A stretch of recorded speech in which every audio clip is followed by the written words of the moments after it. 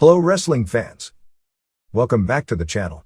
May 1997 was quite a time in wrestling. Here we go. May 12, 1997 Wrestling Observer Newsletter. First Osaka Dome Show. Hashimoto vs. Ogawa. FMW talking to WWF and ECW.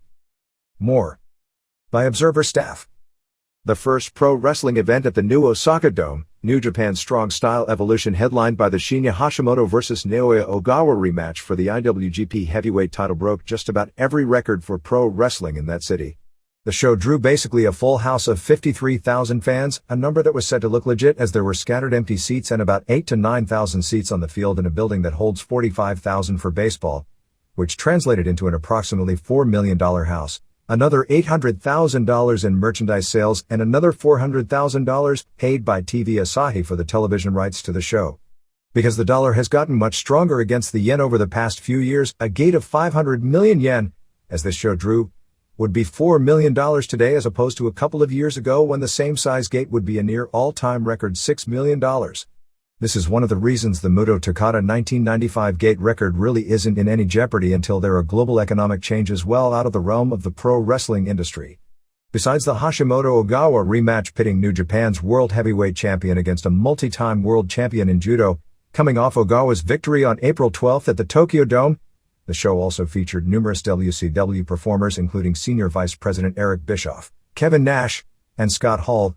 With the NWO contingent going 3-0, Hashimoto retained his title in 10-20 of the main event, billed as being under martial arts rules, when he made a comeback on Ogawa and destroyed him with brutal leg kick after brutal kick until Ogawa's second Tiger King, Satoru Sayama, threw in the towel, so they did a martial arts style finish as opposed to a traditional pro wrestling finish. The finish was set up a few days before the match when they did an angle where Ogawa injured his knee doing mountain climbing with his trainer Sayama and Antonio Inoki, and Hashimoto worked on the injury. To sell the power of the leg kicks, the 1992 Olympic Games silver medalist was unable to get back to his feet after the match and did a stretcher job, allowing New Japan Pro Wrestling to once again prove their top fighter was superior to a world champion in another combat sport. Ogawa, now having been defeated by the top New Japan wrestler, will join New Japan full-time starting with the next tour in 2 weeks. We've had a mixed response from those who attended the show live. The basic feeling is that the regular wrestling fans who attend to all the big shows thought it was a so-so event, and in particular didn't get into the American-style matches with the NWO wrestlers, saying it was like they cut a hole through the middle of the card. However, the NWO merchandise sold like crazy, particularly to kids, who popped big for all of their ring entrances although didn't react much to the matches themselves, and the majority of the fans who attend events like this that draw crowds in those kind of numbers were probably attending their first or second ever live show, and those type of fans respond to star power and the spectacle of attending a major event. The matches will air on May 10th, May 17th and May 24th on the New Japan television show. Complete results. 1. In a best-of-3 fall opener, Koji Kanemoto and Shinjiro Otani teamed with Michinoku Pro wrestlers Dick Togo, Shigeki Sato, and men's Teo Takeo Otsuka, and Hanzo Nakajima to win 2 straight falls from Super Delphin, Hiroe Kita, and Gran Hamada, Hiroaki Hamada, and Great Sasuke, Masanori Murakawa, and Norio Onaga, and El Samurai, Osamu Matsuda. Otani pinned Delphin in 9 minutes with a dragon suplex in the first fall. Togo pinned Onaga with a senton off the top rope in 10-11 at the second fall. Told this was an excellent match, and according to most reports, the best match on the show. 2. Kazuo Yamazaki beat Kendo Kashin Tokumitsu Ishizawa in 8:06 with a choke sleeper and the referee stopping the match. This was strange in that Ishizawa, a protege of Antonio Inoki who was a freestyle wrestling national champion before going into pro wrestling, has been out of New Japan for some time wrestling for Ottawans but also studying Brazilian Jiu-Jitsu in Brazil to return as a small shooter submission artist gimmick. However, on his return, he wore a mask as his gimmick as well and used his name, mask and outfit that he wore in Europe. But he still worked a worked UFC style of match to get over a shooter gimmick. This was basically a worked UFC style match since Yamazaki's UWFI background means he's got the shooter gimmick as well. Told that it wasn't a good match. 3. In a grudge match, Shiro Koshinaka pinned Kengo Kimura, Takashi Kimura, in 13:34 with his flying hip attack or butt bump. This match was said to have been better than expected. The expectation is that Kimura will end up joining indie group leader Takashi Ishikawa to feud with the Heisei Gun group. 4. Tatsumi Fujinami beat Hiroyoshi Tenzan, Hiroyoshi Yamamoto, In 9:03 with the Grand Cobra twist into a pin, abdominal stretch dropped into a lateral guillotine, after Tenzan missed a moonsault. Said to have been a so-so match. 5. NWO Sting, Jeff Farmer, and 6. Sean Waltman beat Tadao Yasuda and Takayuki Iizuka, in 12:23 when 6 pinned Iizuka after a Northern Lights suplex. Crowd was said to be dead for this match except for the comedy of seeing 6 face off with Yasuda, who is about 6'6" and 330 pounds but clumsy and gets a cult reaction for his comebacks. 6 was somewhat known in Japan for his days working for the now defunct Lucha Libre Universal promotion, which in some ways evolved into today's Michinoku office, as Lightning Kid about 5 years back.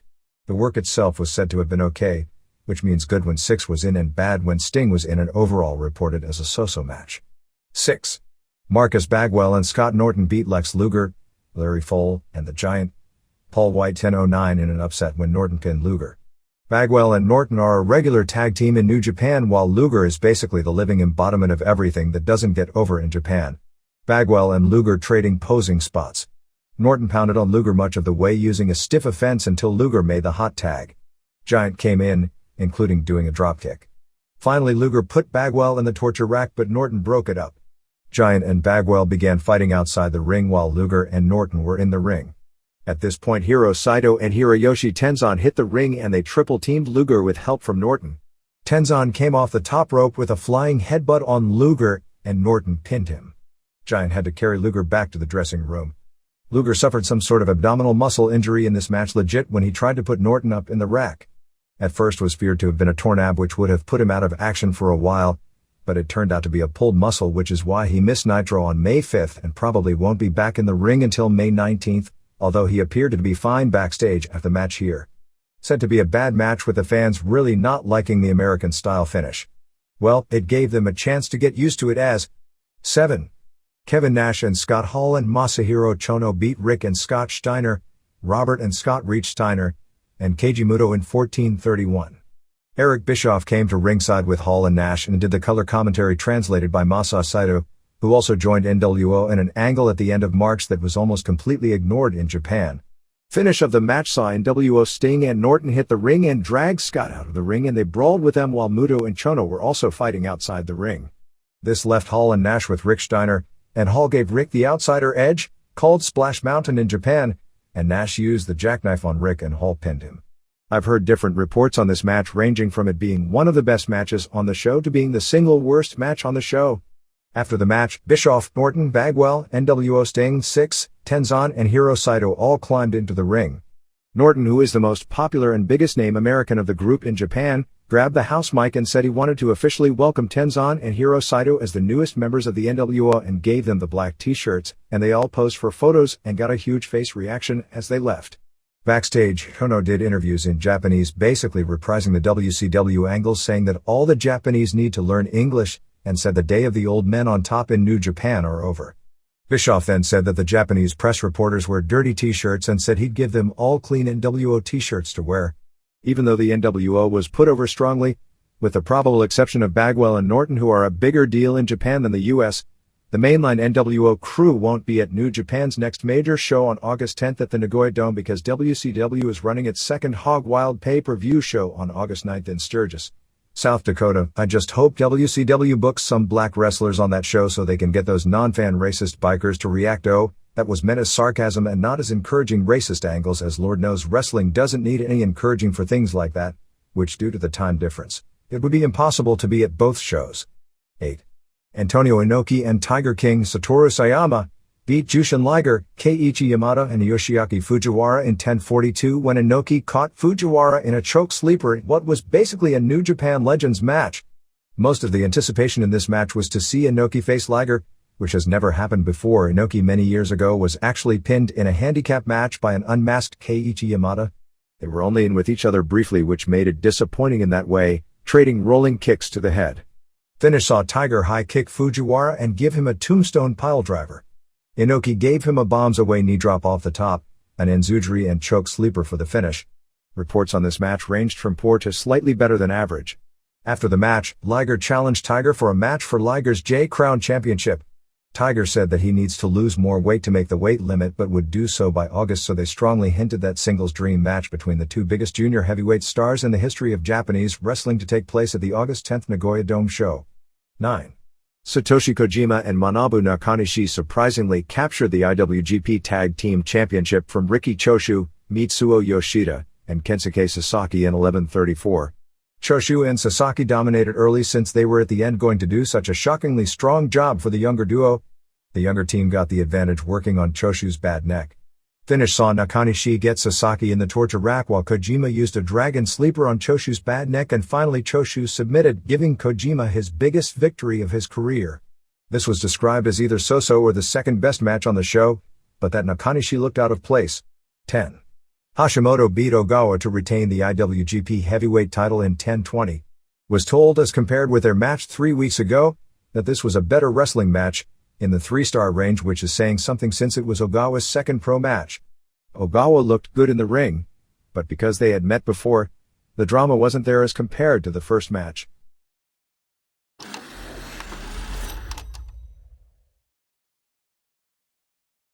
Frontier Martial Arts Wrestling from Japan had meetings this past week with both the WWF and ECW about putting together a major joint show set for November, and in addition, there is the beginning of dialogue between the WWF and EMLL in Mexico.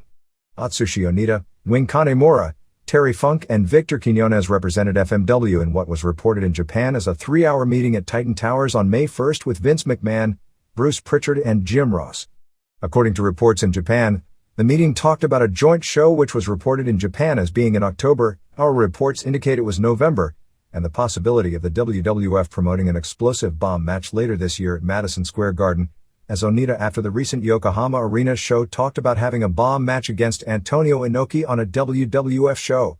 Years ago there were serious negotiations for such a match at a stadium in Japan, but the match politically fell apart. It would be difficult now with New Japan's relationship with WCW, for Inoki to work on a WWF show, not to mention that the match itself would be terrible, and unlike in Japan, the two aren't super over legends to be able to get away with it. It also makes no sense from a WWF standpoint to do a bomb match, if they could even do it in a place like Madison Square Garden, with wrestlers that the fans don't know. Kanemura worked both ECW shows over this past weekend against Kevin Quinn, a former Windy City wrestler out of Chicago who most recently had worked for EMLL in Mexico. They shot an angle for Japanese consumption over the weekend where Kanemura and Terry Funk were brawling backstage when Tommy Dreamer joined in, and the two Americans, who would be the heels in this angle, set Kanemura on fire, likely to build up a tag team match on a big show later this year. FMW proposed to WWF doing a multi-promotional show on a Sunday in November which would include FMW, Michinoku Pro, Pancrase, ECW and WWF, which is quite a strange amalgamation of talent. At this point, as best we can tell, the WWF agreed to continue negotiations for such a show, but that no deal had been completed. FMW also proposed to bring a crew of ECW wrestlers in for 3 shows during that same time period, which would consist of 2 smaller arena shows including a Korakuen Hall date, along with the big show. FMW already has a major show set up for September 28th at Kawasaki Baseball Stadium, but they didn't bring that date up to either WWF or ECW, so it appears they already have the ideas on where they are going for that show. Additional politics have sprung up involving the Michinoku Pro wrestlers. WCW is mad that the Michinoku wrestlers, who they believe are affiliated with New Japan since they appear on the New Japan major shows, worked the ECW pay-per-view show and were negotiating with WWF rather than working for WCW. Don't know exactly where this all stands right now, but WCW is going to pressure New Japan into pressuring Michinoku Pro on this subject, and according to one report, New Japan has already told Michinoku Pro that if its wrestlers work for WWF, it'll cut off their working relationship with New Japan. Among other items apparently discussed at the meeting included Quiñones, who is the foreign booker for FMW, booking a WWF tour to South America, and also Quiñones, who books foreign talent for EMLL as well, getting involved in forging a relationship between WWF and EMLL. At this point, the WWF relationship with Antonio Pena isn't officially dead, but it's almost certainly on life support systems. No AAA talent has been brought in for the television tapings in several weeks, nor has any been mentioned. The inability to do business with Pena due to the disorganization of the AAA office as pretty much ended the relationship as WWF would request talent on certain dates and AAA would never get back to them about it, making them unable to break one or two of the names that would be marketable in this country out of the pack of anonymity. WWF was likely interested in booking some AAA wrestlers for the June 28th show in Anaheim since it's a one-day war with WCW in the same market, not to mention that tentatively the Mike Tyson vs. Evander Holyfield fight is scheduled to take place the same night, but didn't even bother. And although AAA has continued to talk on television for months about big-name WWF talent coming to Mexico, aside from Razor Ramon and Diesel, who are under WWF contracts but never used in the United States because it's readily accepted in hindsight that the gimmick didn't work, and Jake Roberts, who no longer works for the WWF, no foreign wrestlers have appeared. Paco Alonso of EMLL, who met with Eric Bischoff in late February in San Francisco, has also either met with Titan or had communication with Titan in recent weeks along those lines. It is likely that the hold-up to the proposed WCW/EMLL affiliation was WCW's dealings with Conan and the Promo Azteca crew, which are a rival promotion in Mexico. This may result in some interesting political maneuvers behind the scenes both in the United States and in Mexico.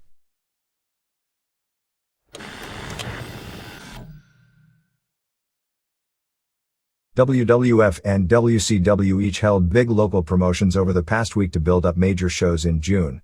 The WWF sent, among others, Brian Pillman, Honky Tonk Man and Sonny to Providence, Rhode Island on May 1st to get the ball rolling for the King of the Ring on June 8th in that city, announcing 3 matches locally: the long-awaited Bret Hart vs. Shawn Michaels rematch, the first singles meeting of Steve Austin vs. Brian Pillman, and Undertaker defending the WWF title against Farouk.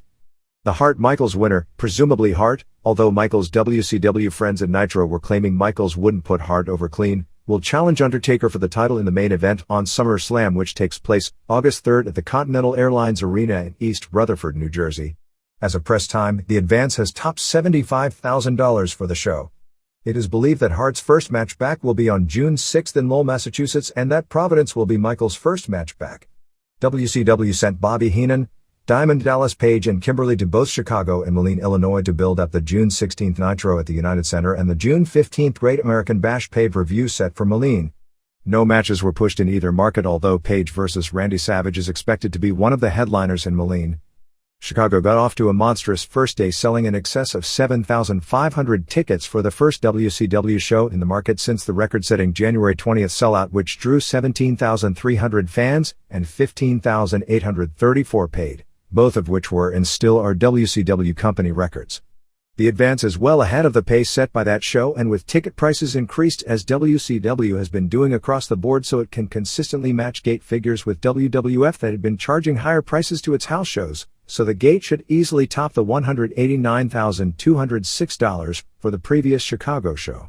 There is a real war between the two companies right now when it comes to live event bookings, both for bragging rights within the industry and also in order to get access to the best arena and best dates in that arena in the big markets.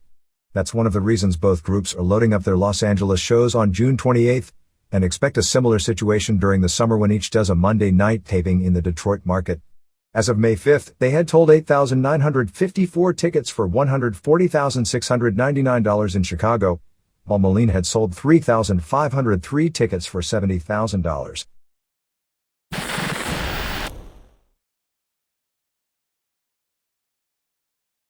The time slot shift of WCW Nitro caused by the NBA playoffs led to Raw is War becoming the highest-rated cable wrestling show over the past 2 weeks. On April 28th, Raw drew a 3.44 rating, 3.3 first hour, 3.58 seconds hour, and 5.2 share going unopposed in its regular time slot, while the 1-hour Nitro did a 2.7 rating and 5.1 share, and a late-night replay that didn't come on until 1:40 a.m. Eastern Time drew a 1.0 rating and 4.9 share. On May 5th, the story was almost identical, with Raw doing a 3.44 rating, 3.43 first hour, 3.45 seconds hour, and 5.18 share, while Nitro did a 2.58 rating and 5.08 share. This time, with the Nitro replay starting at about 10:45 p.m. Eastern Time, it did a 1.7 rating and 3.4 share. The Raw show both weeks beat the NBA playoffs going head-to-head, as the April 28th Orlando vs. New York game did a 3.2 rating, while the May 5th game did a 3.1 rating. With Raw going unopposed and no wrestling on another station, the quarter hours didn't fluctuate much either week, as the number of people switching back and forth was limited. Peak rating was 3.7 on April 28 for the Undertaker vs. Bulldog match. On May 5, the peak was 3.7 for the Vader vs. Goldust match and Shamrock Angle. Both WWF and WCW can claim victories based on the numbers. Last year, during the same 4-week period where Nitro was moved early and Raw went unopposed, Raw averaged a 3.7 rating and Nitro a 2.2 rating. This year the gap closed considerably, which is a victory for WCW. And those big gaps last year weren't indicative of anything long-term, because once the playoffs ended in the few-week leg because of getting viewer patterns back, Nitro won every week. It should be noted that when moving back to the normal slot after the playoffs, WWF still drew a better rating both the first and third week on May 27th and June 10th last year, but Nitro won every week after that point, almost all by sizable margins. And while people are making a big deal out of Raw beating the NBA playoffs, which sounds impressive on the surface given the amount of hype the NBA gets mainstream, the fact is Raw beat the NBA games by a larger margin last year at this time. Nevertheless, more people are watching the new Raw show than at any time since the same period last year, so WWF has a better chance of getting its new storylines over. The ratings are no indication that the new format is clicking or going 2 hours live makes a difference, although the 2 hours should make a difference since last year when WWF averaged the 3.7 during the same period, it was a 1-hour show that was only live one of the 4 weeks.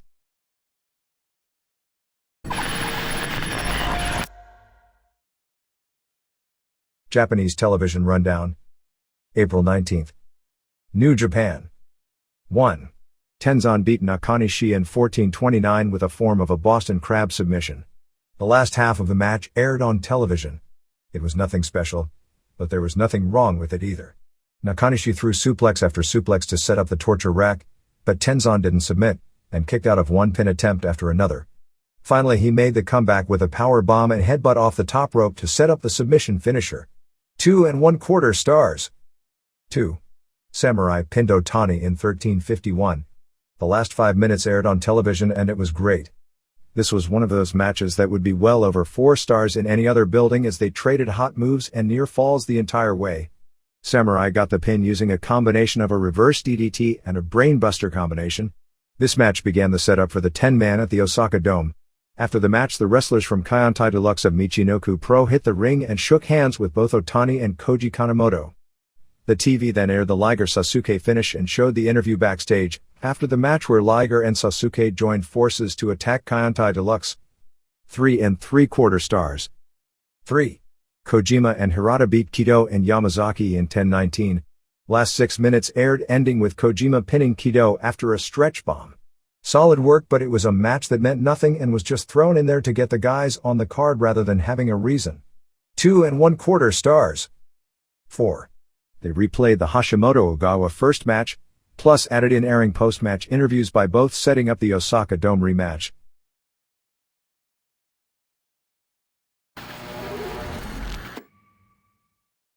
April 27th.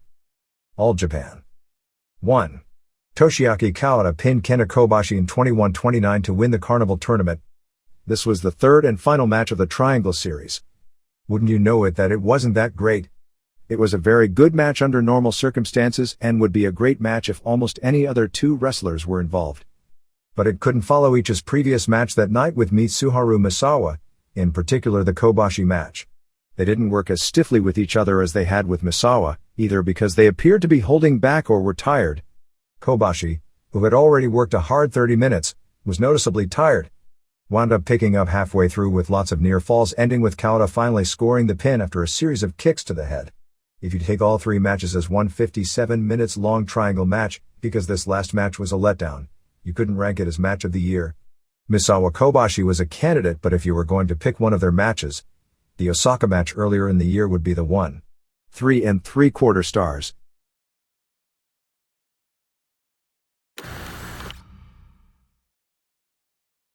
Puerto Rico. The biggest angle in a long time involved Invader #1 with the top comedian on the island of Puerto Rico named Trompetilla, real name Raymond Arrieta, doing their 90s version of Jerry Lawler / Andy Kaufman. It started a few weeks back with Invader as a guest of Hello Wapa, the local lunchtime talk show on the same TV station that airs WWC, so they were doing some cross-promotion. Trompetilla does a comedy segment on the show. They started doing the angle on the wrestling show saying that Cologne and Invader would be on the show to receive achievement awards for their careers. On the talk show, Trompetilla began insulting Invader, saying that he was old, not useful anymore, and that pro wrestling is all fake. Invader challenged him to get into the ring. Trompetilla threw a bucket of water on Invader and ran away. Invader then did a promo challenging Trompetilla to come to the house show that weekend in Kiev, but Trompetilla didn't come. They had a second television confrontation on April 22nd. Trompetilla brought out a guest who wasn't Invader, but a guy wearing an Invader mask and a Just Say No t-shirt. Trompetilla threw water on the guy. At that point, the real Invader showed up and challenged him again to show up at the April 26th house show in Humacao and said that he would put the sleeper on Trompetilla and put his hand in water so he'd urinate all over himself in the ring. Trompetilla acted afraid, but accepted the challenge. On the April 26th house show, Trompetilla did an interview before the match and got in the ring and did a comedy bit running away and throwing a pathetic-looking dropkick. Invader chased him around the ring with Trompetilla running away. After about 90 seconds, Trompetilla got in front of Invader and did the Ric Flair begging on his hands and knees.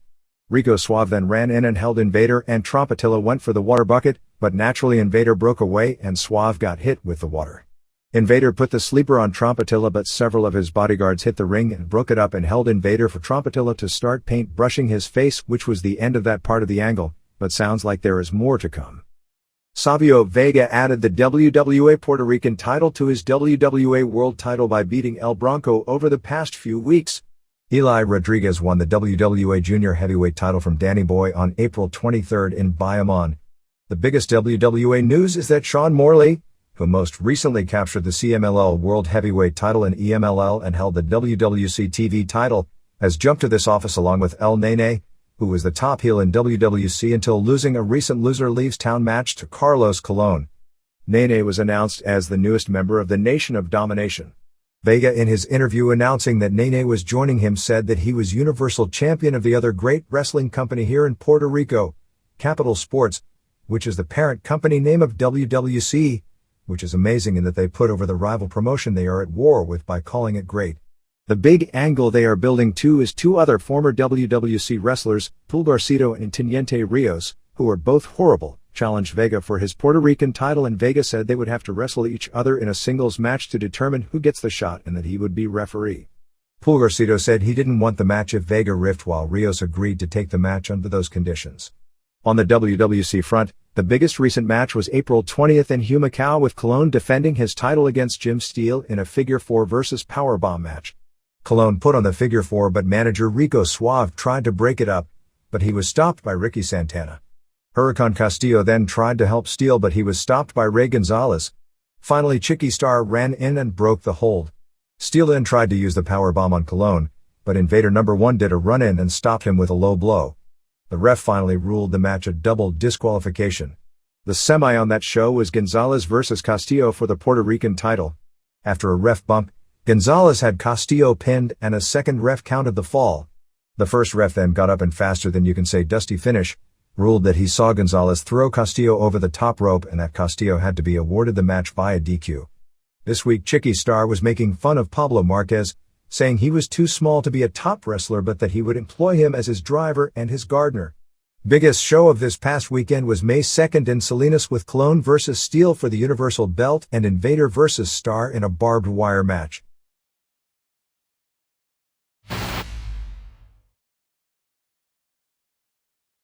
EMLL.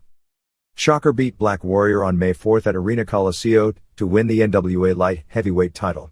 This may have been Warrior's last match with the promotion, as he'd given indications that he was going to promo Azteca and was actually booked for the WCW Universal tapings this week, but dropped the title and is still booked for EMLL shows this coming week as well. Don't know the situation, but with EMLL attempting to hook up with WWF, some of the wrestlers who may have jumped because the pay here isn't much compared to the US, where the pay is great, by comparison to Mexican standards, but the push is non-existent for most Mexicans, may want to stay and see how the WWF deal works out if such a deal is made. Only news that we have is that the May 2nd show at Arena Coliseo, the main event, saw Scorpio Jr. and Dr. Wagner Jr. and Black Warrior beat Negro Casas and Felino, first match as a face teaming with his brother, and La Fiera via DQ. Conan was already plugging Warrior as appearing with Promo Azteca on television this past weekend.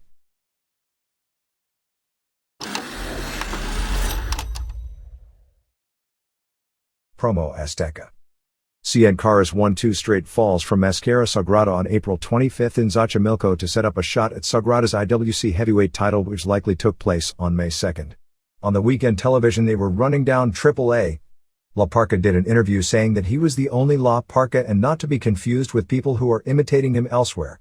Later in the show, Conan did an interview saying that Azteca was the top promotion in Mexico because it had the best wrestlers, and then brought up AAA and said that Azteca was the company with the original Mascara Sagrada, the original Mascara de Sagrada, and the original La Parka.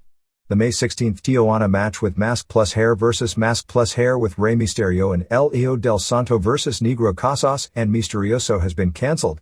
There will still be a show that night that apparently it'll be a fairly strong card with Rey Mysterio Jr., Vampiro, Mascara Sagrada, Santo, Misterioso, and Los Hermanos Dinamita appearing. Conan was able to get the Misterioso mask match back for Rey Mysterio Jr. as was originally planned, and they are now hoping to run the outdoor show sometime in June or July.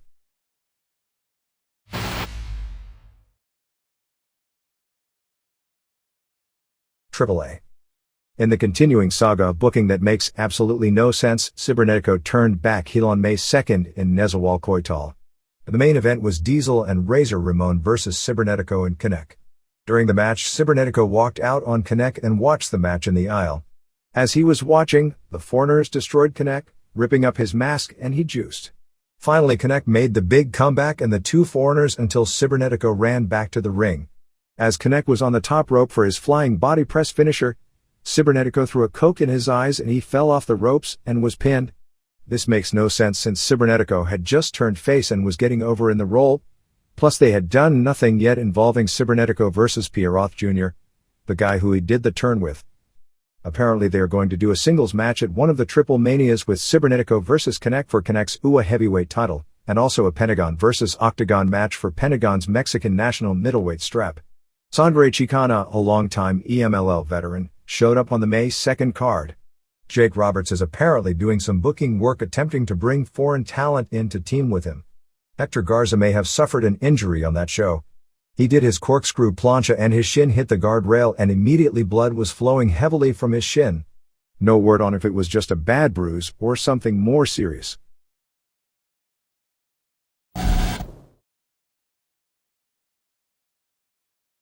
All Japan. Even though the next tour starts in less than 2 weeks, there hasn't been an announcement as to who will be on the tour in the big show lineups other than the announcement that Hayabusa would appear at the Budokan Hall show on June 6. The holdup appears to be waiting to hear from Sabu as to whether or not he's going to do the tour. In a surprise, it is believed that the Patriot will be returning on the next tour. We'd heard he was done with All Japan and had been in serious negotiations with WWF.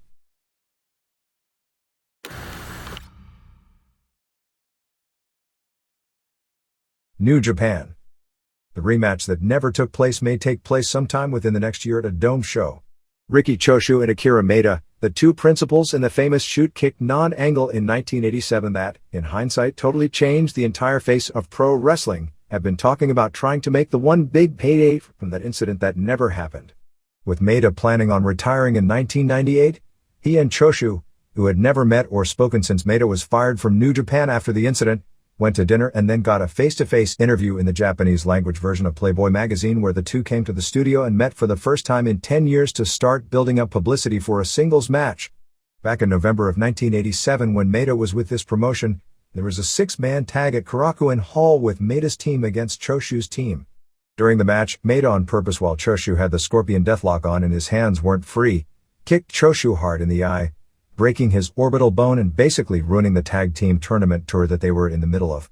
New Japan was set to heavily punish Maeda for basically breaking the only sacred pro wrestling trust. When you give a guy your body and leave yourself wide open, they aren't supposed to hurt you on purpose. Instead, Maeda quit and formed his own company and got over the idea that he wanted to shoot.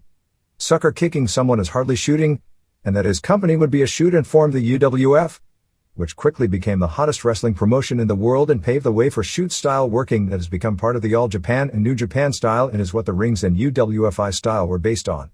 Pancrase and UFC took that style steps farther and that's how we got to where we are today. Masahiro Chono did an interview at the May 5th show at the Tokyo Harumi Dome saying that he was working on bringing Dennis Rodman in for a New Japan show. The belief is that this was simply to get wrestling in all the major newspapers on May 6th rather than something that is actually going to happen. The 4th annual Best of the Super Junior tournament from May 16th to June 5th will be a 14-man tournament broken up into 2 brackets. The 7 wrestlers in each bracket will wrestle each other, and the wrestler on each side with the most wins, the point system is 1 point for a win, 0 for a draw or loss, goes to the championship match on June 5th. Group A will be Jushin Liger, Koji Kanemoto, Tatsuhito Takaiwa, Chavo Guerrero Jr., Ian Doc Dean, England Dr. Wagner Jr., EMLL, and Gran Naniwa, Michinoku.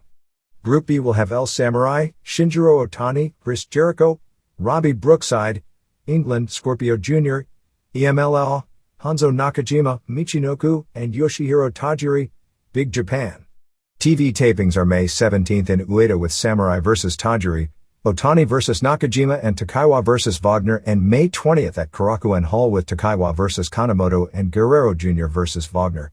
Other big shows are May 24th in Okayama with Liger vs. Naniwa, Tajiri vs. Jericho and Guerrero Jr. vs. Takaiwa, June 1st in Odawara with Liger vs. Kanemoto, Tajiri vs. Nakajima and Takaiwa vs. Naniwa, while Samurai vs. Otani, the likely be group championship match, takes place on June 3rd. This lineup isn't nearly as strong as in past years. Last year's winner was Black Tiger, Eddie Guerrero, who will miss the tour because he's out of action with a torn pec. The working relationship with smaller groups Big Japan and Ishikawa Ika remains in effect in the mid-cards. Ishikawa wrestlers Takashi Ishikawa, who the company is named after, Shigeo Okamura and Kishin Kawabata worked the New Japan show on April 30th in Hakata to start a promotion versus promotion feud with the Heisei Ishgun group in this company. Ishikawa and Kengo Kimura are going to form a semi-regular tag team to feud with Hai and will also be working the June 3rd Big Japan show at Korakuen Hall, which will be a one-night tournament to crown that promotion's tag team champions. Since the other teams involved will be Kendo Nagasaki and Satoru Shiga, Shoji Nakamaki and Takashi Okano and Tajiri and Yuichi Taniguchi, one would think Ishikawa and Kimura should win. They've already announced the champions will defend the belts on the June 7th Big Japan show against Hai Shiro Koshinaka and Akitoshi Saito. Osamu Nishimura is leaving until December, going to both CWA and to train in Calgary with Joe Daigo to try and put on weight.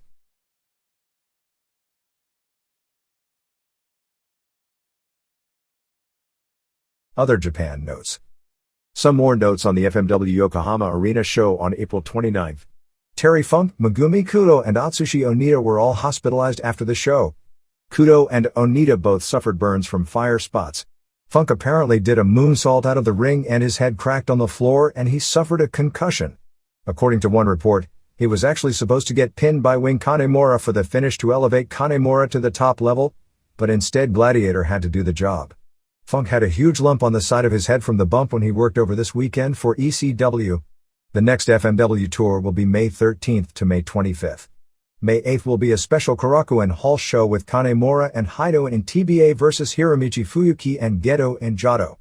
Onita works May 13th at Korakuen Hall only teaming with Masato Tanaka and Tetsuhiro Kuroda vs. Kanemura and Haito and Hideki Hasaka.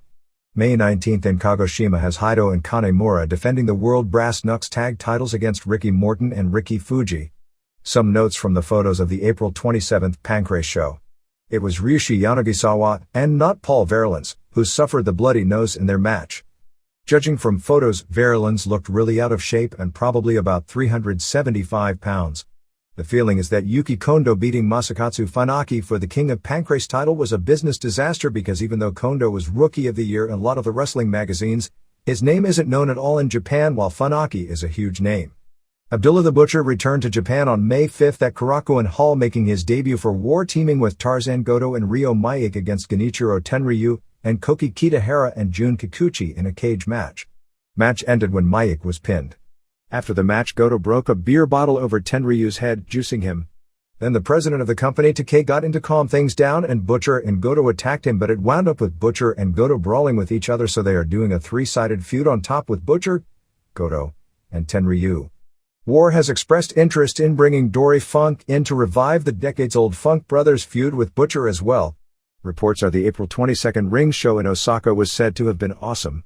We should have a tape in the next few days. Report is that the Christopher Haseman vs. Alexander Otska match was a shoot, that Dick Frey vs. Tony Halme wasn't, but the finish wasn't worked due to the accidental kick to the eye by Frey which shut Halme's eye and they had to stop the match. Yope Castale vs. Mitsuya Nagai was said to be a pure shoot. Yoshihisa Yamamoto vs Masayuki Naruse was said to be a dojo-style match, which was good since it wasn't a work but not entertaining. Kiyoshi Tamura vs Tsuyoshi Osaka, who are the two best Japanese workers in the group, had what was reported as the expected classic. Volkan vs Akira Maeda was an obvious work on top. After the show, Tamura was critical of Ring's current booking and said that he wouldn't renew when his contract runs out unless they doubled his salary. Next Rings is May 23rd in Sendai with Akira Maeda vs Bitsade Terriel, Han vs Castile, Kosaka vs Nagai, Tamura vs Gram Zaza, who wrestled freestyle in the Olympics, Naruse vs Andre Manard, Holland, Yamamoto vs Herman Renting, Naruse vs Willie Peters.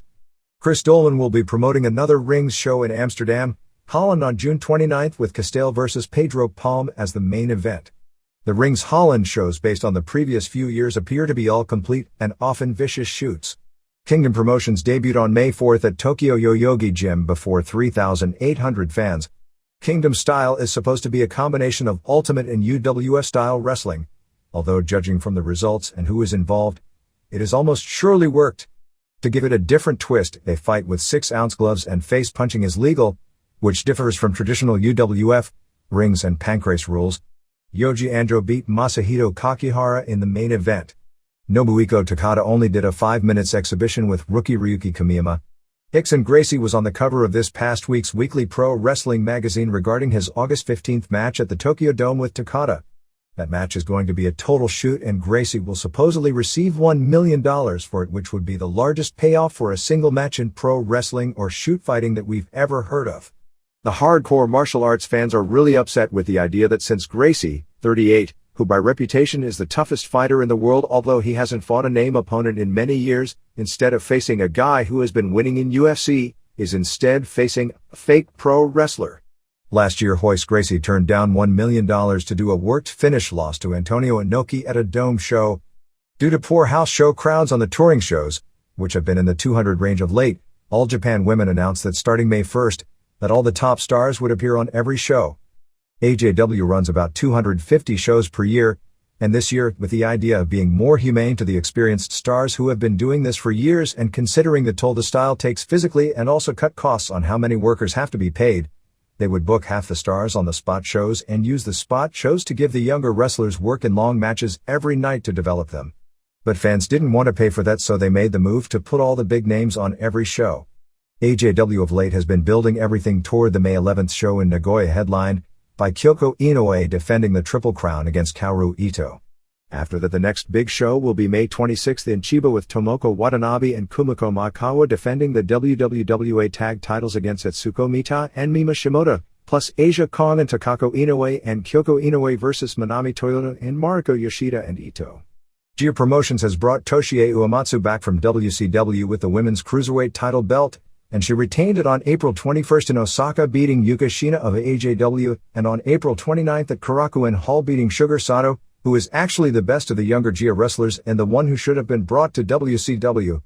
Really doesn't matter because WCW could get a wrestler as good as Ric Flair in his prime, and if they were foreign, they'd just have them job. They never pushed Akira Hokuto as WCW Women's Champion in this promotion, so that when she never lost the belt, it wasn't as if they would have to explain the inexplicable. Chigusa Nagio took her WCW name Zero with a new gimmick and attacked both Mayumi Ozaki and Akira Hokuto after a tag team match on the April 29th Korakuen Hall show. Biggest Michinoku Pro show of the past week was May 5th in Nakayama before a sellout 832 with Taka Michinoku beating Tiger Mask to retain the independent junior title in the main event and Men's Teo winning the UWF Super Welterweight title from Super Delphin.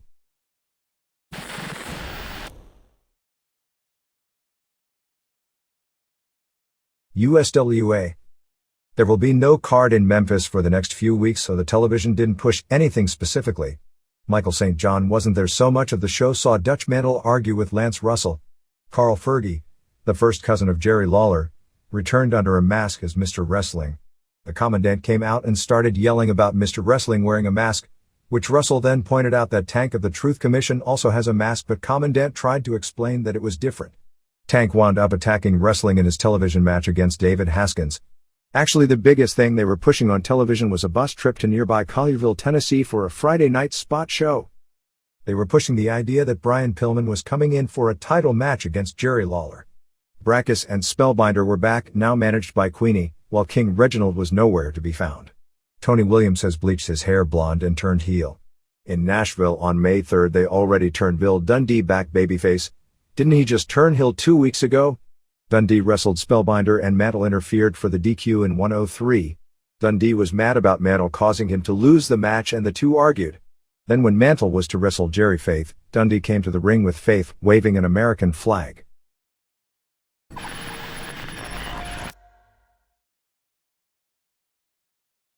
Here and there. The identity of the caller to the Howard Stern show posing as a prospective serial killer on April 25th was Frank Iadivia, who is the promoter of Jersey All Pro Wrestling and also wrestles on his own shows as Adorable Anthony. The call was a work on his part, although the Stern people weren't clued in on it beforehand but has since been clued into it, as the guy was doing it purely as a publicity stunt. He name-dropped certain people like Wrestling NC-17 and Jason Knight to throw people off on his identity and isn't friends with Cactus Jack as he claimed on the Stern show. Here's a name we haven't heard for a while. Rick Martel worked on April 26th for the Atlantic Wrestling Federation on a show in Manchester, New Hampshire. Next Mid-Eastern Wrestling Federation dates are June 1st and June 29th, both at Teamsters Hall in Dundalk, Maryland. On June 1st will be Eliminators, Scott Putski, Missy Hyatt, Axel Rotten, and Disco Inferno. On June 29th will be Raven, in his final MUF appearance before going to WCW, and Disco Inferno. The Ray Stevens Memorial Wrestling Show on May 16th fell apart due to problems with Ray's daughter Laura Stevens. However, Kirk White will still be running a show on May 16th in Fremont, California at Washington High School headlined by Rey Mysterio Jr. vs. Super Diablo, although I don't know about that one since Mysterio Jr. is also booked in Tijuana on May 16th and in Winston-Salem, North Carolina on May 17th, and I'm told those are the shows he'll be at. Salvatore Sincere vs. Tonga Kid plus Debbie Combs appearing, and they also have a show scheduled for May 17th in Vacaville, California. White had cut a deal with Teresa Thace, Ray's first wife who Ray was living with at the time of his death, to pay $1,000 for the rights to use Ray Stevens' name in promoting the show to help defray the costs of Stevens' funeral and burial, plus splits on selling photos and t-shirts of Stevens at the show. Laura Stevens, Ray's daughter, was mad that the money wasn't going to the children since legally Thace and Stevens haven't been married since 1972 and Stevens got married a couple of times after that and there was a squabble about trying to make money off Ray's name with the kids, so Ray's name is no longer part of the show. For more info you can call 510-797-7759. Greg Price's All-Star Wrestling is running June 13th and June 14th in Asheville, North Carolina and Roanoke Rapids, North Carolina with Ricky Morton and Robert Gibson, Mr. Hughes and Doink. TCW is running a tour of the Cayman Islands from May 14th through May 20th with Disco Inferno, Buddy Landell, Scott Putski, and Missy Hyatt. Speaking of Disco Inferno, since we wrote the deal in the April 28th issue about him never telling anyone he was WWF bound, we've received calls from several different wrestling personalities and 2 promoters independently who claim he's told them he's WWF bound after his no-compete with WCW runs out, so who knows what's up. My feeling on this is that if he's Titan bound, due to the no-compete and the fact Titan is constantly hassling WCW about tampering with contracted personnel, Kurt Hennig, etc., that both he and Titan are going out of their way to say they haven't talked at all until he's free and clear of his WCW contract. If he doesn't wind up there, then they probably haven't talked, and who know why so many people are saying he's going. Billy Robinson will make a guest appearance at the Mid-American Wrestling Show on June 6th at the Knights of Columbus building in West Allis, Wisconsin. For more info you can call 414-777-3941. The Prime Minister Film and Videotape Company has moved its offices to P.O. Box 6890, Seffner, Florida 33584. They specialize in Golden Age of Wrestling videos. Bushwhackers appear for Ultimate Championship Wrestling on May 24th in Alexandria, Virginia at the Secret Cove Restaurant. Abdullah the Butcher will headline Century Wrestling Alliance shows for Tony Rumble on May 15th in Lewiston, Maine, May 16th in Auburn, Maine, and May 18th in Chelsea, Massachusetts. Another blast from the past. Mario Milano, a WWF star of the late 60s, is still wrestling in Australia. In fact, on April 26th, Milano formed a tag team with 52-year-old Larry O'Day, who wrestled with Ron Miller as the Australians in the United States in the early 70s. There are hearings to abolish the Oregon Boxing and Wrestling Commission and controversial head Bruce Anderson going on. Local promoter Sandy Barr, Matt, and Tony Bourne, all longtime foes of Anderson, spoke out against him at the hearing. One funny thing at the hearing is that someone brought an ECW tape which played and they tried to act like this is what pro wrestling turns into when it isn't regulated with all the juice, and one of the local politicians watching simply said that the blood was all catsup, and a lot of people groaned. The 8th annual Northwest Wrestling Reunion will be June 6th and June 7th in Issaquah, Washington. This is open only to wrestlers, referees, promoters and spouses and not to the public at large. For more info you can write Wrestling Reunion, 201 Northeast 45th Street, Seattle, Washington 98105. The 12th Annual Ladies International Wrestling Association Convention will be June 19th to June 21st in Las Vegas at the Union Plaza Hotel and Casino. For more info call 803-782-6236.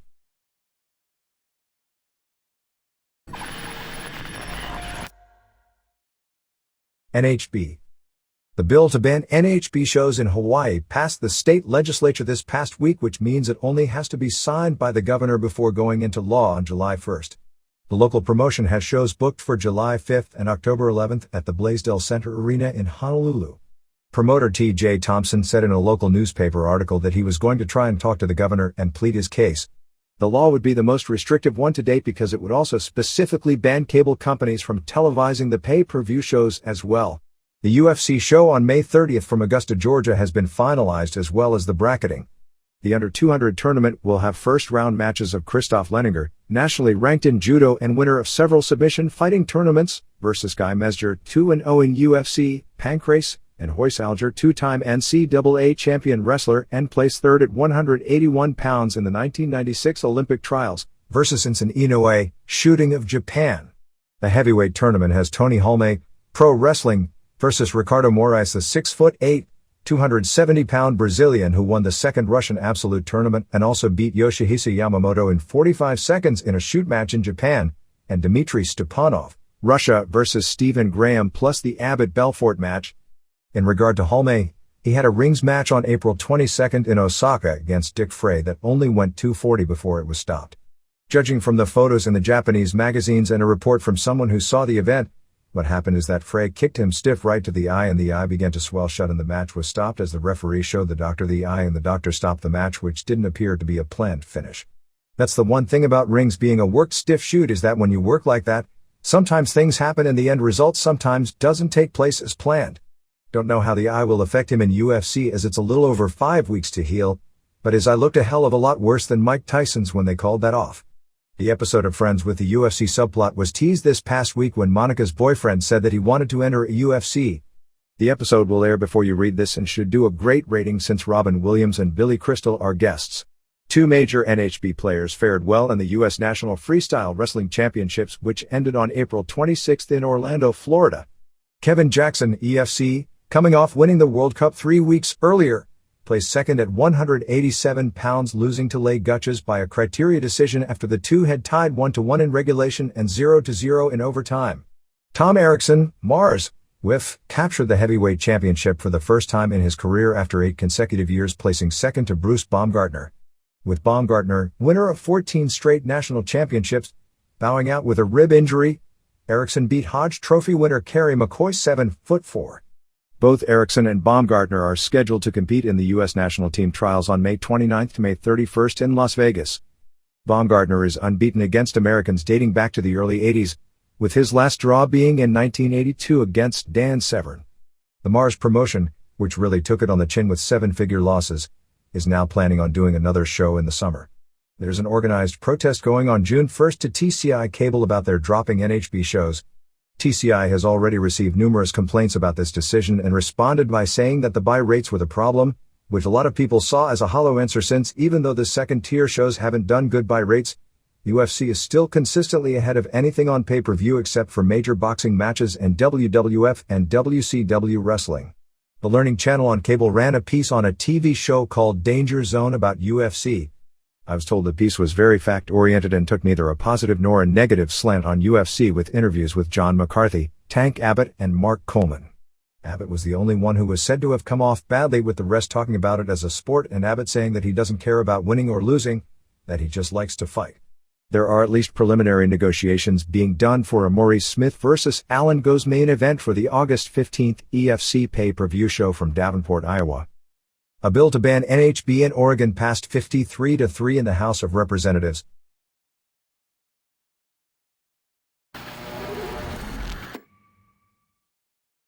ECW. Really nothing major new to report on the situation with Raven, Scott Levy, leaving for WCW. Paul Heyman and Eric Bischoff have to negotiate some type of a deal since Heyman's got the no-compete on pay-per-view with Raven, which doesn't expire until October 13th, and WCW wants him to start on the July pay-per-view. Heyman claims to be pretty adamant that whatever the negotiations turn out to be, that he wants Raven to put Tommy Dreamer over on the August 17th pay-per-view show as his final appearance, since he's planning on Raven vs. Dreamer and Taz vs. Sabu as the two main events on that show. ECW debuted on May 2nd in Asbury Park, New Jersey before 1,209, paying $21,762, which was actually a disappointment since beforehand the belief was that the company would set its all-time attendance record for this show. Jimmy Shoulders, who is a longtime friend of Chris Candido, debuted on this show teaming with Chris Chetti, losing to the FBI, Little Guido and Tracy Smothers, and after the match Shoulders turned on Chetti. Wing Kanemura from FMW beat Kevin Quinn, Windy City Wrestling, EMLL, in a stiff Japanese-style match that didn't really get over. Rick Rude was announced as the new television color commentator, which is basically a short-term deal rather than long-term, as a way to set Rude up for his next storyline angle. Shane Douglas taunted Bam Bam Bigelow, who was in the audience since the show was in his hometown, but Bigelow was held back by security.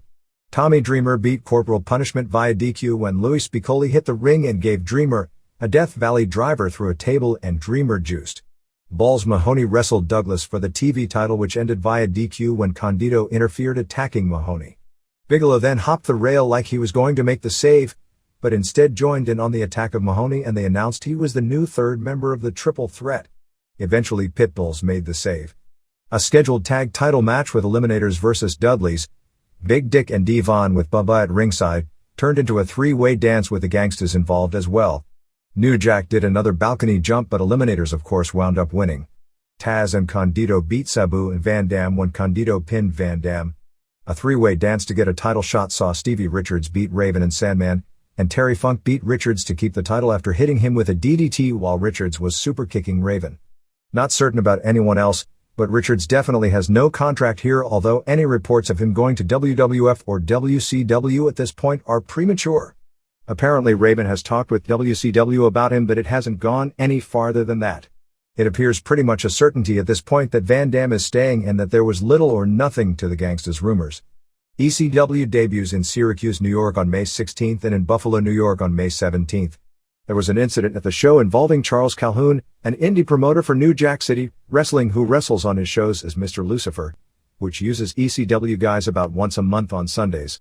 Calhoun was passing out flyers at the show billing matches as New Jack City Wrestling vs. ECW and was kicked out of the building because they felt it was acting as if the show 2 days later was a joint promotion show, and ECW claims he was inciting the fans by his behavior. At one point he wasn't going to use the ECW wrestlers on his show, but all the ones scheduled wound up working the show. According to Steve Carl, who put the ECW pay-per-view deal together, he has documented that the pay-per-view was cleared in 16 million homes. As far as the number of buys, he said that nobody has a real number, but that the estimate from Request is in excess of 50,000 buys. May 3rd in Trenton, New Jersey drew a near sellout of 750. Eliminators, who got a huge pop, beat FBI. Kanemura beat Quinn. Fans got into the match this time after a few minutes. Devon Dudley won a Royal Rumble-style Battle Royal to get a shot at Funk's title. Raven did a worked ankle injury during the match, so he didn't wrestle later in the show. Sabu kind of whiplashed his body in the ropes, taking a bump from Taz, and suffered a rib and tailbone injury. No word on how serious, but at press time it wasn't a definite one way or the other if he'd be able to work the May 10th ECW Arena show. Douglas beat Pitbull number 1 in a match which saw Candido run in, followed by PB number 2, followed by Bigelow, followed by Rude.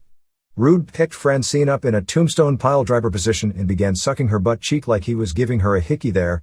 Funk beat Dudley in the title match, which was said to have not been any good. Crowd heat was said to be really good at the show. It's not a done deal at press time, but it's expected that Heyman will sometime soon try to get WWF to give him their blessing and start using PG-13 as a tag team.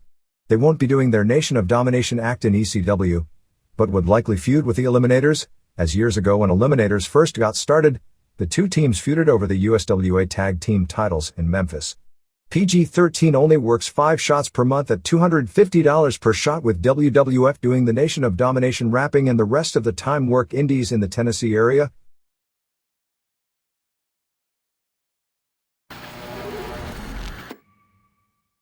WCW.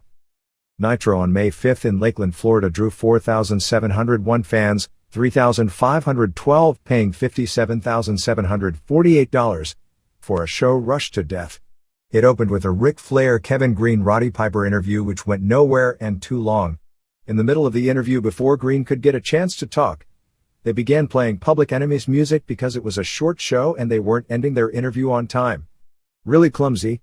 Conan and Hugh Morris beat Public Enemy in 3:38 when Conan was on a table and Morris superplexed Rocco onto Conan, and they all went through the table and all sold the spot, but Morris pinned Rocco. Real bad match. Six kept the Cruiserweight title, beating Rey Mysterio Jr. in 54 after Hall gave Mysterio Jr. the outsider's edge. Didn't we just see that angle 2 weeks ago?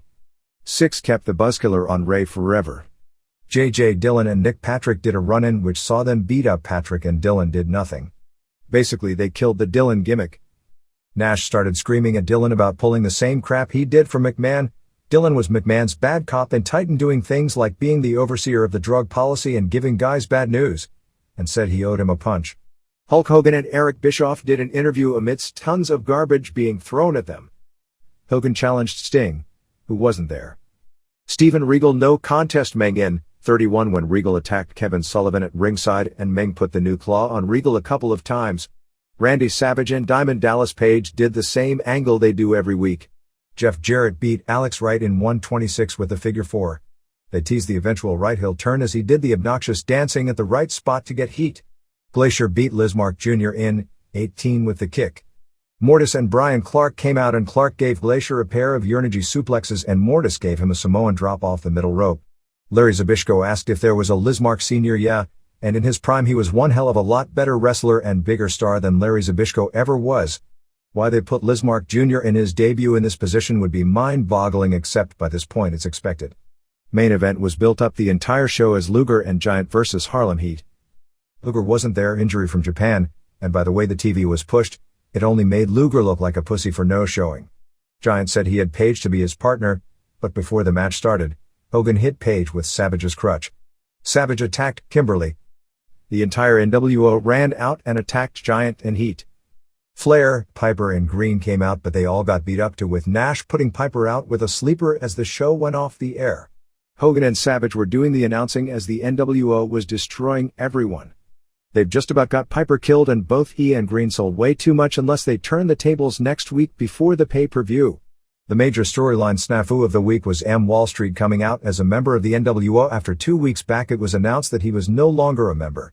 After the TV went off the air, they had Steve McMichael beat Rick Fuller.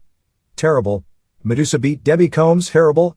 And after the match, Luna and Combs beat up Medusa, and then after Combs and Luna shook hands, Luna attacked Combs.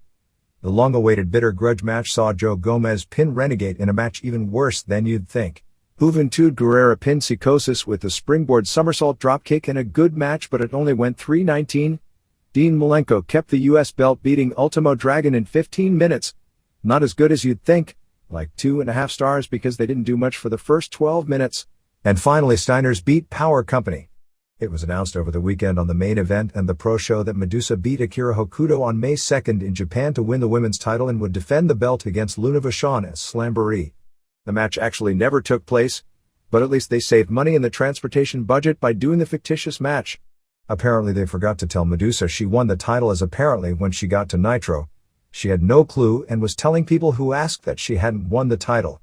The June 28th Los Angeles show, going head-to-head with WWF, is going to be a loaded lineup. Hogan vs. Sting will be the main event. David Finlay is scheduled to return sometime in the next 2 months. Catching up on the other ratings, the April 27th Pro Show did a 1.5 rating, while for this past weekend, Main Event did a 1.3 and Pro did a 1.1. That's the kind of rating they used to do in years past when they were head up against the Super Bowl. WCW Saturday Night was taped, but preempted because a car race went long. The WCW Saturday Night Show was taped on April 30th in Palmetto, Florida, before 1,900 paying $18,000. We have basically nothing on the taping other than Kevin Sullivan and Jacqueline did an angle where Jacqueline slapped Kevin, and supposedly is building up to a match against each other where Kevin puts her over. Scott and Steve Armstrong debuted their new gimmick under their real last names, as they are now being given a mini push as the James Boys with crew cuts and wearing cut-off army fatigues, although they are still being billed from Marietta, Georgia. They started doing tapings on May 1st at Universal Studios in Orlando, Florida, and continue through May 8th. The tapings nowadays are pretty uneventful because there isn't even an attempt now to do long-term booking. Hack Myers of ECW fame worked as a jobber as he's now living in Daytona Beach, Florida, and did the Shaw gimmick, although literally no fans knew the gimmick or picked up on it. Renegade and Alex Wright worked as heels with Wright doing his dance to get heat. Lismark Jr. was the only newcomer getting mixed reviews. Doc Dean and Robbie Brookside, who will both be in the New Japan Junior Tournament in 2 weeks, were in again as jobbers. Joe Gomez suffered a concussion on May 1st in a match with Doc Dean but was back in action 4 days later. A lot of the matches when they had good workers against each other were said to be pretty good, although nothing in the way of major angles, and nowadays all the stars get the syndicated tapings off, so it's mainly mid-card and prelim guys and the Mexicans. The only belt holder who worked the tapings was Dragon, and he never came out with a TV belt. Hector Guerrero worked both as himself and under the hood as Lazartron as a jobber. Luna Vachon's husband Dave Heath, Vampire Warrior on Indies, did some jobs. Conan and Hugh Morris worked tons of matches as a tag team, which was strange since they're supposed to be splitting up way before most of these matches even air. James Boys were put over. Perhaps the biggest news backstage at the tapings was a fight between Alex Wright and jobber Hardbody Harrison. It started when they were arguing about who would get to play heel, since both wanted to. Finally, ref Randy Anderson came out and said that Wright was the heel. Harrison then started getting mad about Wright going to the office or something to that effect. Harrison had some sort of a warm-up exercise apparatus, and apparently Wright thought Harrison was going to clock him with it and threw the first punch right in the eye and split his eye open. Harrison grabbed a front face and they went at it until it was broken up. By most accounts, Wright was getting the better of it, which surprised some people since apparently Harrison has done tough man contests and is supposed to be a really tough guy. To make matters worse, since he's not a star, Harrison pretty much got most of the blame put on him. The Hollywood Reporter had a short regarding Hogan's latest film called The Ultimate Weapon, which starts filming on June 18th in Montreal. Director John Strong said, "This will be the most challenging role of Hulk's career and will make him one of America's leading action stars." Next thing you know, Scorpio Sr. is going to make a guest spot as the new heartthrob on Melrose Place.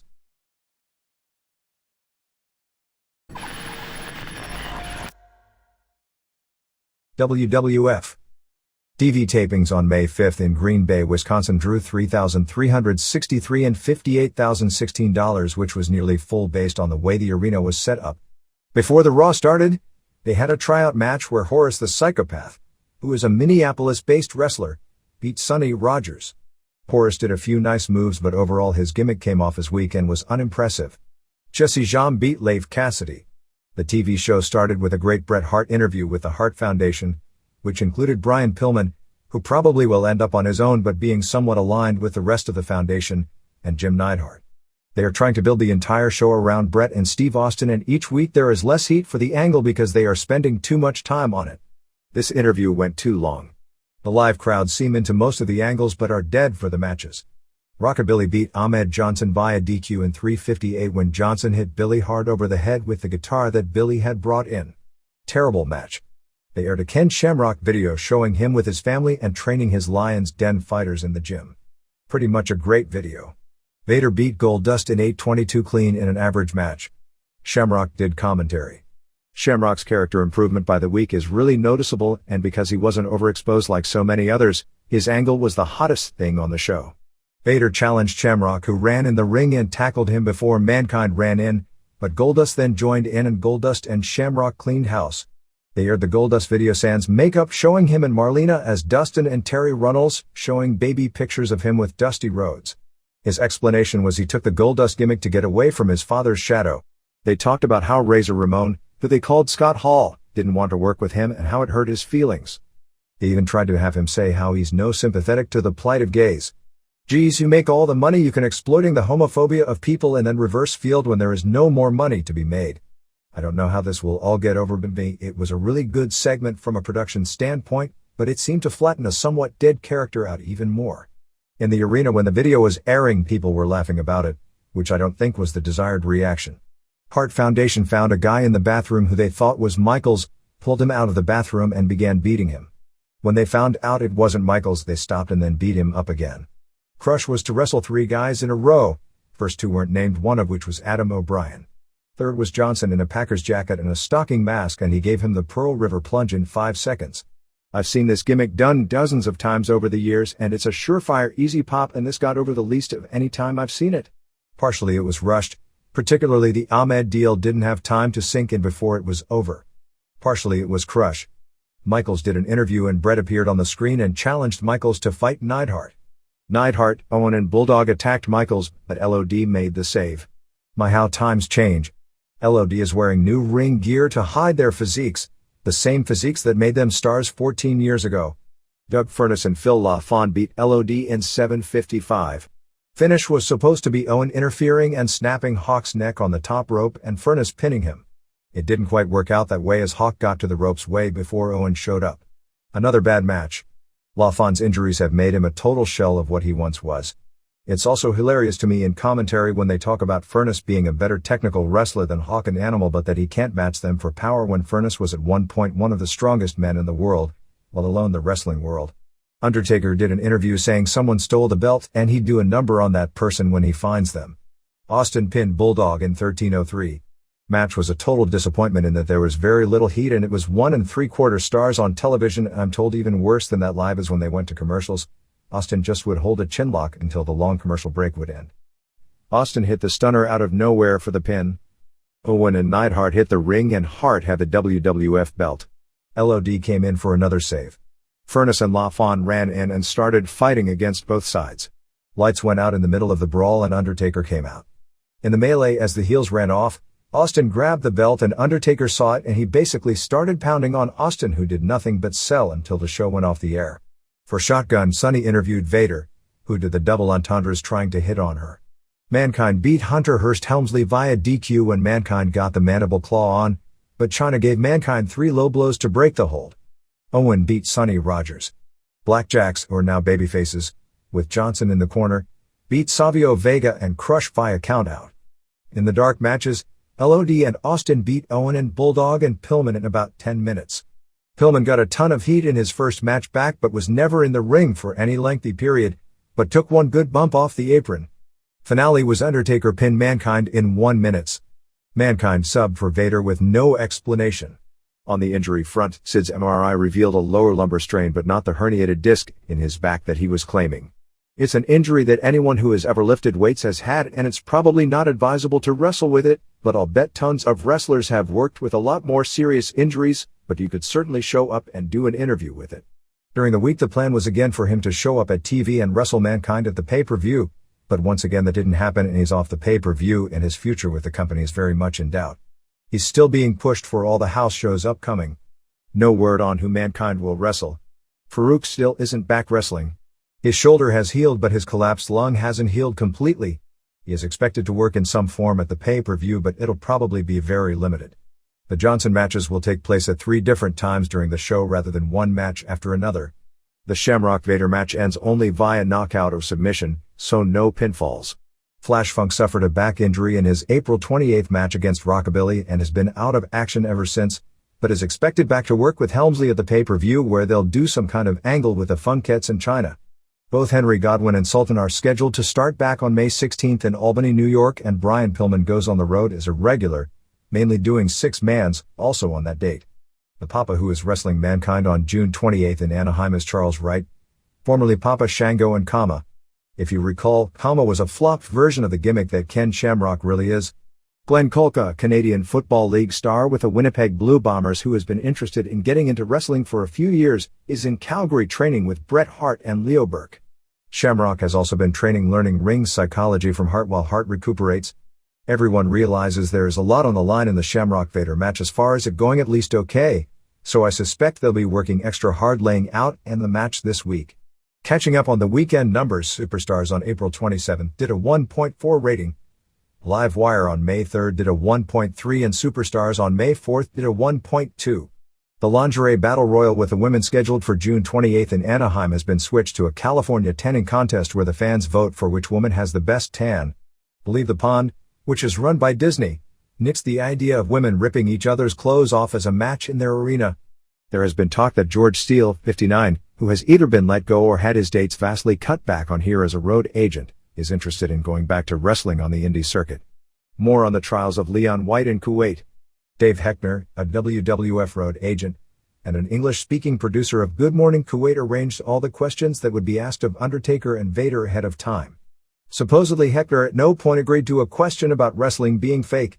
When Undertaker and Vader got there, they received ahead of time a list of questions they would be asked, in order, and the fake question was listed ninth. Instead, it was asked first. White was told by the English-speaking producer to be in character and act menacing, so between that, and because the Kuwait tour wasn't doing well, they figured he would do something on the TV show to try and build up the house for the rest of the tour, and he knocked over the table and plants and grabbed the host. So he thought what he was doing was a work, but the host hadn't been clued in and did call the police, and the arrest and charges weren't a work. At the police station, the English-speaking producer told the police that it was all a work, but they still pressed charges because the host didn't know. Several days later, while not allowed to leave the country, White went to the U.S. Embassy to try and get out of the situation, and had a few drinks and got sick. He was looking for something to take because he was sick and went to a doctor, who smelled the alcohol on his breath, and that was the situation where he was arrested for being drunk in public, and more than 20 police officers came and took him down to the station, although nothing further is expected to happen on the public drunk charges. The aggravated assault charges figure to wind up with White paying a decent-sized fine but no prison time. The July issue of Muscle Mag International has a half-page story on Shawn Michaels. Weekend house shows saw May 2nd in Winnipeg draw $6,232 and $116,801 Canadian. May 3rd in Fort Wayne, Indiana drew $4,655 and $73,188, and May 4th in Milwaukee drew $4,056 and $62,669. In Winnipeg, Furnace and La Fawn were cheered and worked as faces against Blackjacks. Helmsley beat Goldust, and Goldust did none of his Goldust mannerisms during the match and worked in Goldust costume, but worked like Dustin Rhodes used to work. Farouk was there with his arm in a sling and forfeited against Johnson. With Sid injured, Johnson and Austin wrestled Owen and Bulldog, but it was made a non-title. Owen and Bulldog were cheered coming out since it was Canada, and the fans chanted "Stone Cold sucks." Johnson got on the house mic and said he'd been sandbagging all day and Owen hadn't. While 99% of Winnipeg itself didn't have problems, the surrounding area had some major flooding problems, and when Owen and Bulldog refused to put the belts up and did the jobs in the match, the crowd ended up being split in reactions. Vader put over Undertaker in the main event. It was scheduled as Bret Hart vs. Undertaker in all the cities. In Winnipeg, not only were there signs on the door and an announcement made about Bret before the card started, but the newspaper ad itself stated Bret Hitman Hart has undergone surgery to repair knee damage inflicted by Stone Cold Steve Austin on Raw as War, April 21st, and listed Vader as taking Bret's place. In Fort Wayne, Goldust no-showed, so Austin worked in his place against Helmsley. Austin pinned Helmsley, and after the match, Chyna attacked Austin. Austin teased it for a while and finally used the Stone Cold Stunner on Chyna for the biggest pop of the show.